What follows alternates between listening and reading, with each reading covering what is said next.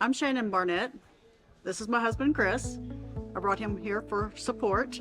My brother-in-law actually went through this course last year, back a little before Thanksgiving.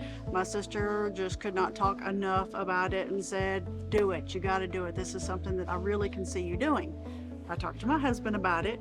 He's an electrician by trade and thinks he knows everything. So I'm the one going to school so I can prove him wrong. Because I'm just like a sponge. I'm absorbing. I want more. I'm only here for this week, but I'm 100% coming back for more classes as soon as we can agree to the date. So I'm coming back. And if you have even thought about doing this for any reason, do it, because they have some great information. I'm a newbie. I've never been in an RV before. This is our first RV.